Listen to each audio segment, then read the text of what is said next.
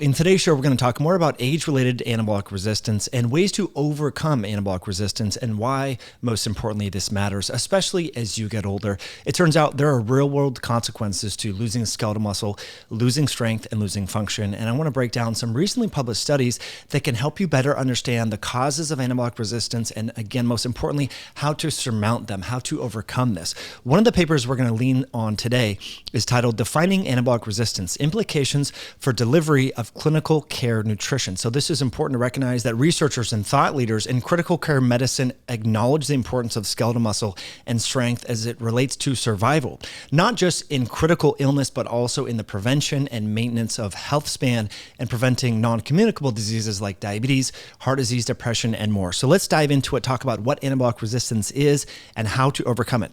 Anabolic resistance describes the reduced stimulation of muscle protein synthesis to a given dose of protein or amino acids and contributes to decline in skeletal muscle mass. Physical inactivity includes anabolic resistance that is likely exacerbated by aging and inflammation that we're going to talk about very soon, insulin resistance, systemic inflammation, decreased stem cell or satellite cell function within the muscle, and decreased capillary density, which we talked about last week. A really good deep dive on creatinine to creatine ratios and so forth. If you want to go back to that, I will link it in the show notes. But critical illness results in rapid skeletal muscle atrophy that is a result of both anabolic resistance and enhanced skeletal muscle breakdown. So it's important to recognize that as you get older, you naturally become more anabolic resistant.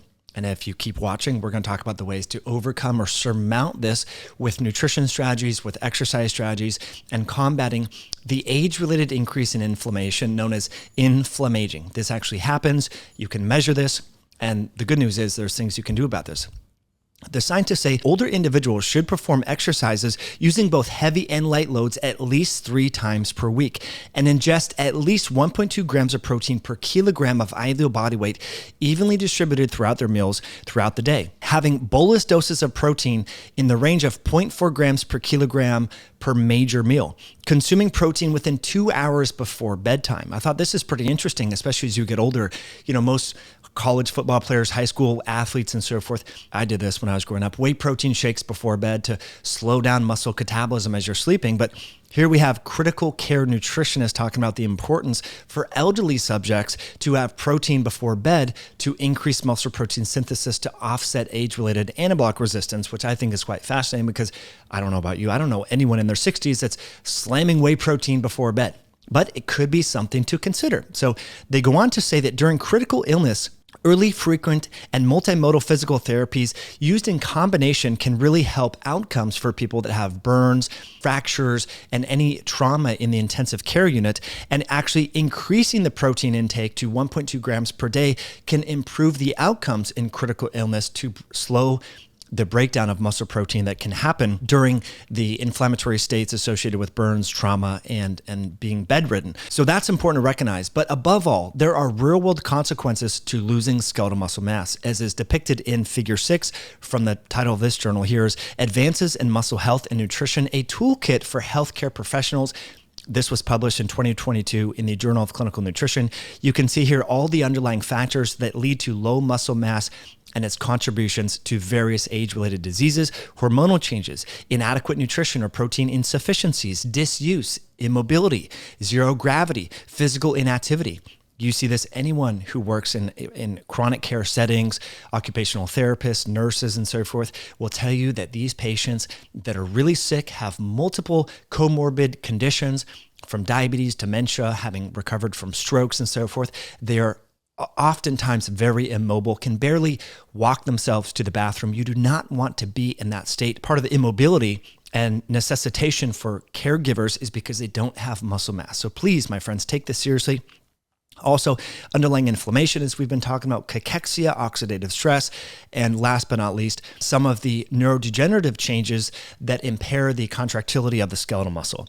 Now, going on here, this is another figure 3 from that same paper. You see all of the changes here: malnutrition, reduced muscle mass, poor function, and how that leads to frailty and necessitation for caregivers and all that. And here's all the potential causes as we've been talking about. Now, before we continue on and talk about how to prevent age-related anabolic resistance, I want to thank this video show sponsor, BondCharge. By now, you're well aware of the many health benefits linked with getting hot on purpose, from mimicking the effects of exercise to enhancing detoxification of harmful chemicals from your body, improving sleep, relaxation, and deep sleep quality. The BondCharge sauna blanket gets as hot as an infrared sauna, but it's in a smaller form factor. You can just roll out the sauna blanket in your bedroom or in your living room, throw on an audiobook, adjust the temperature with its remote, and it heats up to over 175 degrees Fahrenheit. Trust me, you will be sweating. This sauna blanket is just phenomenal. We love it. It's a really cool sauna blanket that makes it easy to get hot on purpose in the convenience of your home without having to invest in a multi-$1,000 infrared sauna. It's great if you like to travel. If you're in between housing, if you're a traveling nurse or healthcare practitioner, you are going to dig this sauna blanket. Now you can save 15% off the many tools, including this infrared sauna blanket, as well as the amazing blackout sleep mask over at bondcharge.com/HIH. Again, I'll put links in the description below where you can save 15% off going to bondcharge.com/HIH on their new low EMF sauna blanket and amazing other sleep and health promoting tools. So getting back to skeletal muscle and the importance of preserving skeletal muscle and overcoming age-related anabolic resistance, we want to talk about the 4 or 5 major contributing factors here and how you can surmount this with your diet and nutrition. Now, before we go on, let's talk about figure 1, which is really important to recognize the differences between muscle protein synthesis in the young and the old, and comparing and contrasting that with individuals who have critical illness. Now, critical illness is an extreme form of dis-ease. If we think about diabetes, autoimmunity, allergies, and subclinical cardiovascular disease, that is on a spectrum of critical illness. Those conditions are characterized by inflammation, by insulin resistance, by oxidative stress. So just because you don't have burns or acute trauma doesn't mean that your metabolic milieu is not expressing a phenotype that would resemble a critical illness. So this is important to recognize that if you have diabetes or inflammation or autoimmunity and so forth, it's highly probable and very likely that your rates of muscle protein breakdown are exceeding the muscle protein synthesis, and you could be at risk for anabolic resistance. So let's look at this figure from left to right. Looking at the young, during the basal state, maybe when one is fasted, hasn't had a meal, there is a net slight breakdown in terms of the relative imbalance of muscle protein synthesis to breakdown. But in the post-meal window in the young, there's a significant or demonstrable increase in muscle protein synthesis.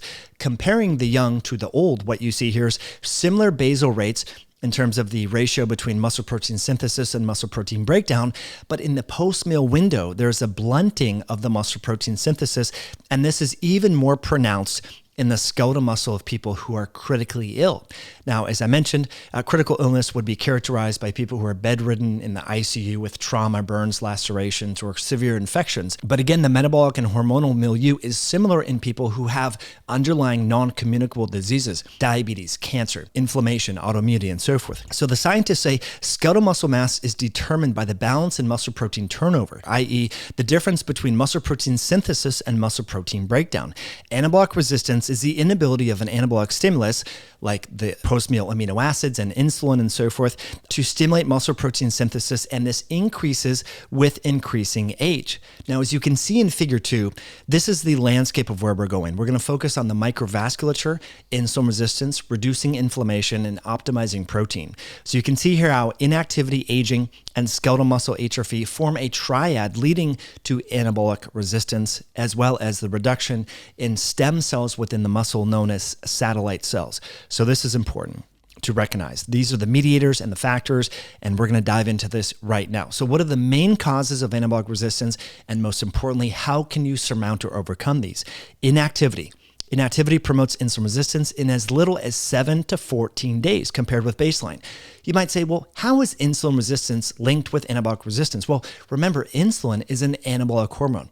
It gets a bad rap for being resistant and hyperinsulinemia and all the problems linked with metabolic syndrome and insulin resistance. But if your skeletal muscle is insulin resistant, it's going to be hard to increase the amino acids and stimulate muscle protein synthesis in the post-meal window. So this is why blood sugar health and metabolic health are so important and tethered to muscle health. Because if you're insulin resistant, not only are your muscles not going to absorb glucose, they're going to have a hard time absorbing the necessary amino acids to stimulate muscle protein synthesis, namely the branched chain amino acids, as well as other essential amino acids. But we're talking about leucine, isoleucine, valine in this particular context, as well as methionine is very important. So it's both a cause of and consequence of anabolic resistance. That is, insulin resistance is a cause and consequence of anabolic resistance. So really important to start measuring your post-meal glucose levels. See if you have post-meal glucose levels over 150 milligrams per deciliter. Start to walk after meals. Start to improve your body's ability to have glucose and insulin-stimulated glucose uptake, which would be part and parcel with helping your muscles improve the absorption and utilization of these critically important essential amino acids. So that's really important. What comes next? Number 3, we have chronic low-grade inflammation. So as I mentioned, as you get older, you naturally become more inflamed. Scientists have been talking about this and characterizing this for the better part of 20 years. It's called inflammaging. Now, you can mitigate this. You can overcome this. What are the biomarkers linked with this so-called age-related inflammaging? Increased C-reactive protein, TNF-Alpha, and interleukin 6. The downside of measuring those two aforementioned cytokines, IL-6 and TNF-Alpha, is they fluctuate on a circadian rhythm basis. They are very expensive. I know Quest and LabCorp does run TNF-Alpha and IL-6, but I encourage you and implore you to just focus on your high sensitivity C-reactive protein, as well as fibrinogen and other biomarkers linked with acute inflammation. Also, ferritin would be an acute phase reactant that you can measure as well that would indicate some systemic degree of inflammation. You might know people with lupus or autoimmune disease and so forth. Their fibrinogen, their ferritin, as well as their CRP are often quite elevated by orders of magnitude.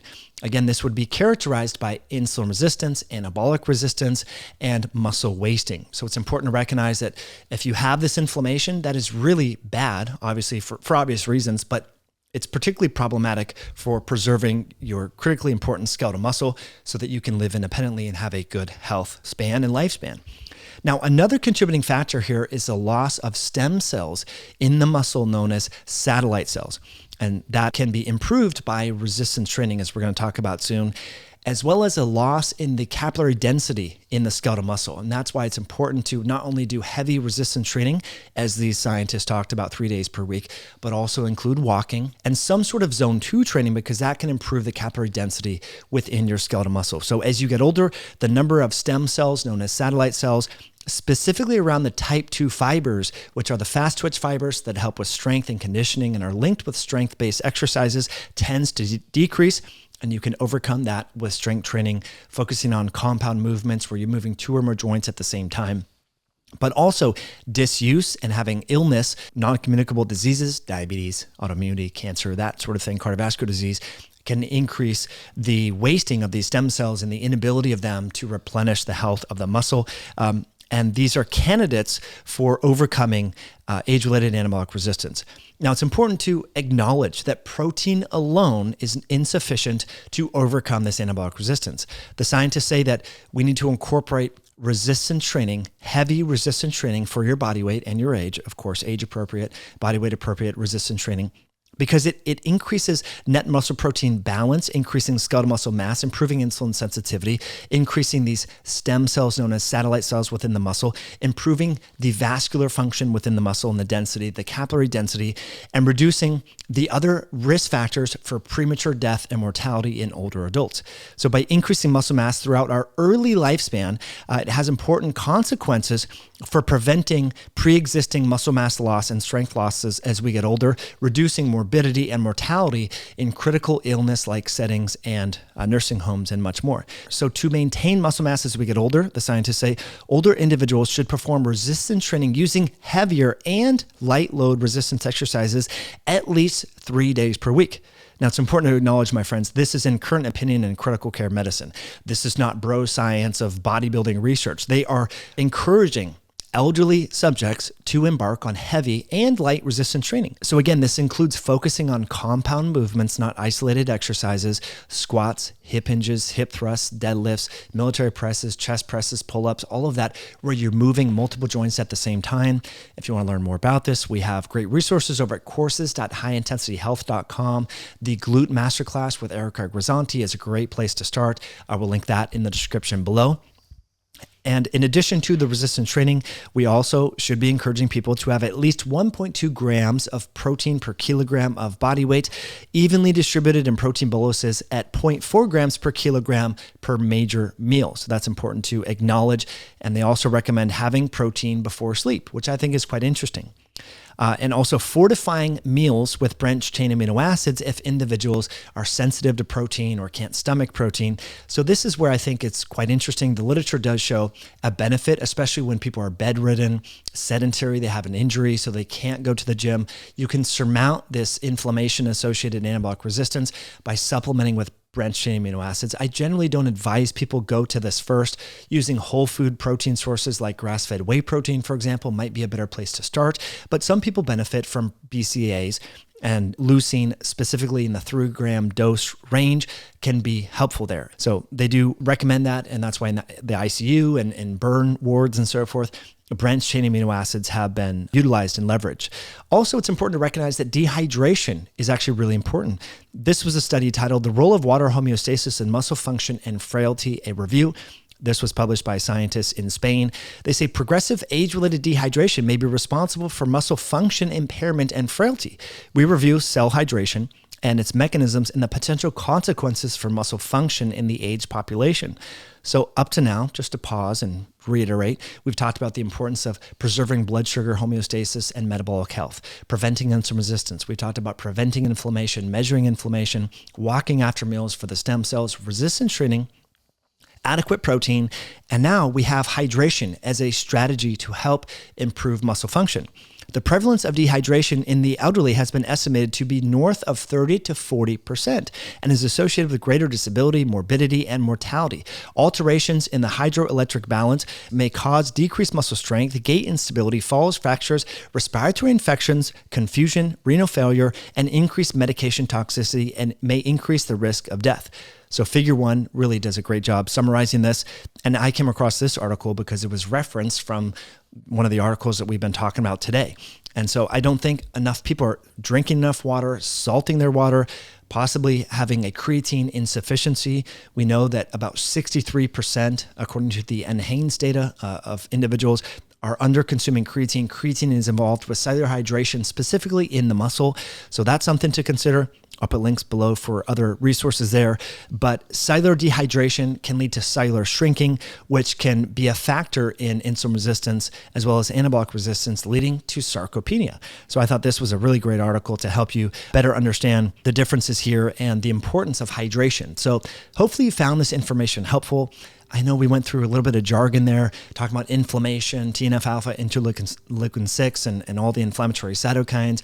But suffice it to say, if we can prevent age-related insulin resistance, decrease inflammation, improve our resistance training efforts at least 3 days per week, focusing on compound movements, moving one or more joints at the same time with hip hinges, lunges, squats, deadlifts, presses, pulls, that is going to be beneficial, and optimizing the protein, again, as they say, between 1.2 to 1.6 grams per kilogram of ideal body weight, we can all live healthier, longer lives. And that's the whole goal here, my friends. So hopefully you found this information helpful. If you did, I'll be so honored if you could share this video, this podcast, hit that like button, let me know what you think in the comments, and we'll catch you on a future episode down the road.